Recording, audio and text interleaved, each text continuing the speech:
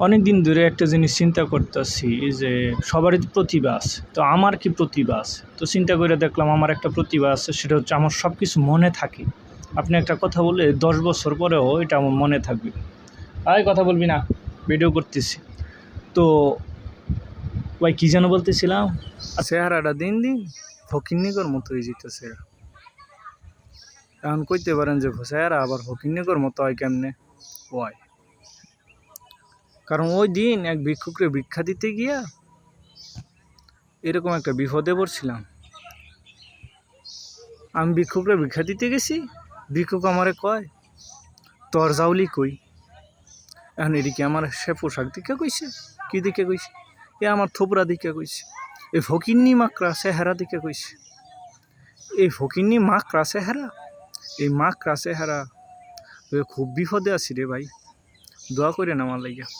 অনেকে বলে ভালা মানুষ পায় না দুনিয়ায়, ভালা মানুষের মুখ দেয় না নাকি তারা কত বছর হয়েছে। তা করে বলি আসেন আমার বাড়িতে, আসেন 4টা ডাল ভাত খান, খাইয়া এই চেহারাটা দেখে যান, মনে থাকবো, বলতেন না।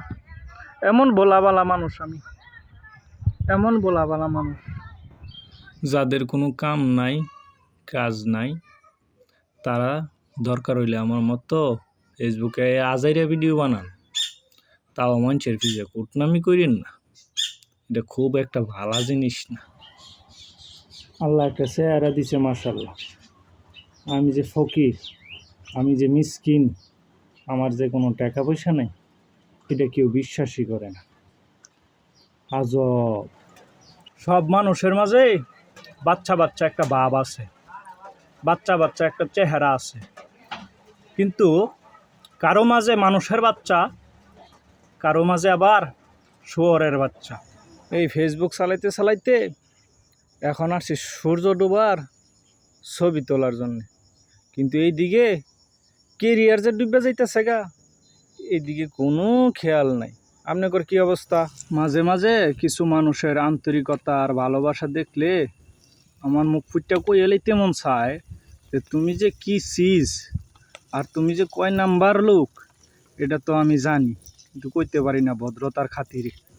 ব্যবহারে বংশের পরিচয় কথাটি মিথ্যা, কারণ ব্যবহারে ব্যক্তির পরিচয়।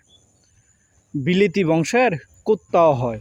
আমি একদিন ঠিকই বড় লোক হমু, আমার টাকা পয়সা একদিন ঠিকই হবে, কারণ এখনকার গরিবের অবস্থা দেখে ভাগ্য একদিন লজ্জায় কইব যা চেঞ্জ করে গেলাম, যা থাক তুই শান্তিতে। অনেকে কয় আমি নাকি আইলসা না, আমি হইছি স্লো মোশনে চলি, ধীর গতিতে চলি। তা করে আমি বুঝাইতে পারি না আমি যে আমার বিছনার লগে এটা চুক্তিতে গেছি, কারণ তো সে বিছনা আমার আলটিমেটাম দিচ্ছে। এই কারণে আসে না আমার একটু ধীর স্থিরতা বাইরে গেছে। কতজনে কত কথা কয়, এইসব তো গান দিয়ে লাভ আছে? জীবনটা দিন দিন বই খুললা পরীক্ষা দেওয়ার মতো হয়ে যাইতেছে, সবই খোলামেলা, কিন্তু কিছুই বুঝতেছি না। আপনাদের কি অবস্থা? নিজেকে নিয়ে অনেক স্বপ্ন দেখি, কিন্তু এর ভিতরে যেই পরিমাণ ঘুম ধরা দেয়, স্বপ্ন কয় তুই আগে ঘুমায় এলো।